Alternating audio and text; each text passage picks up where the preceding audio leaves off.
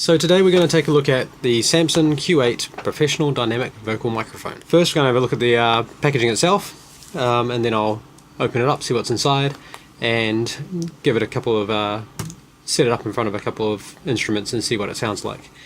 So a dynamic microphone is typically best for isolating sources, and typically loud sources like a snare drum, a electric guitar or guitar, a singer, vocalist, and at close proximity, with the idea of it being isolated so background noise and surrounding sounds are not picked up.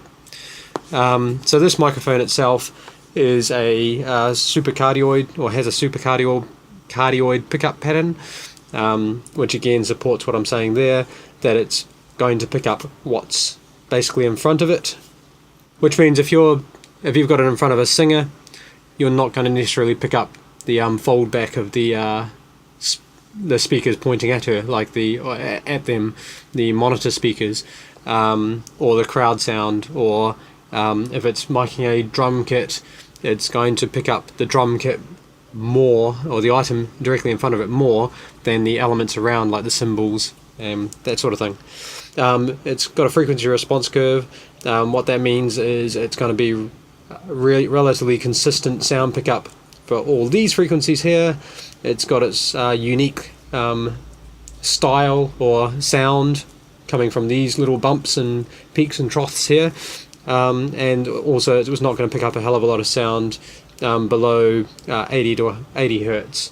It's going to start dropping off, and that's reasonable for the size of the diaphragm inside the microphone, and typically again the application it's being used for, when it's being used for a guitar amp or a vocalist, or a snare drum, you're not going to need a lot of the super low, because that's going to be coming from the other instruments like the bass guitar and the kick drum and things like that. So typically when you're mixing, you cut out a lot of that low stuff. So that makes it perfectly suited for the applications that you're going to be using it for.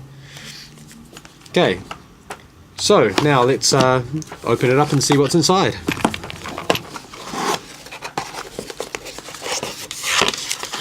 Okay, so we got some good old instructions and information.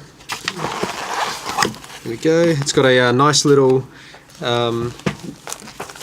leather case for carrying and storage, which is great because typically, I mean, when you're not using a microphone, you should always try and put it in a case or cover it in some way. A microphone's worst enemy is moisture and dust, because inside the microphone itself there's a little diaphragm that moves, and dust and moisture will affect and reduce the ability for that to move ever so slightly, and it's these slight movements are what are actually picked up and recorded. We've got the microphone itself. It's very solid, very nice and heavy, good weight, which means it's gonna, it feels really good in the hand. It feels like a serious microphone, which is good for the performer. And it definitely feels like it's not going to break too easily.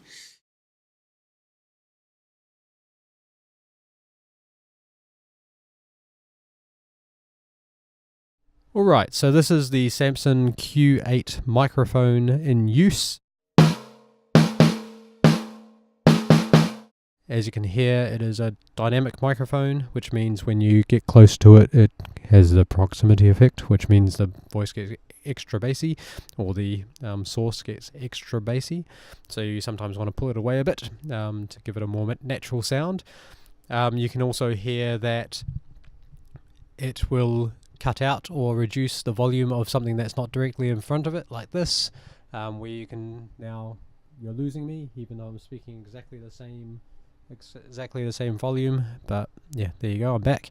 You can also hear there's a lot of handling noise on this microphone, and this is not going to be an issue really if you're using it in a studio, because you won't be handling it, it'll be on a microphone stand. So now I will put it on the microphone stand. Okay, so we're back, and now I'm not touching it, and so therefore there's no noise coming through from my hands. So that solves that problem. Another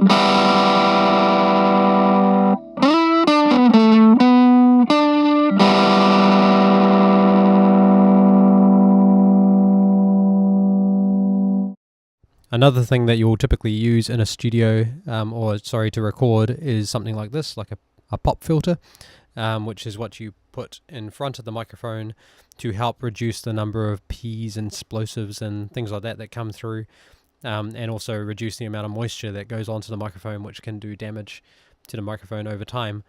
So that's a pop filter, and that's no pop filter.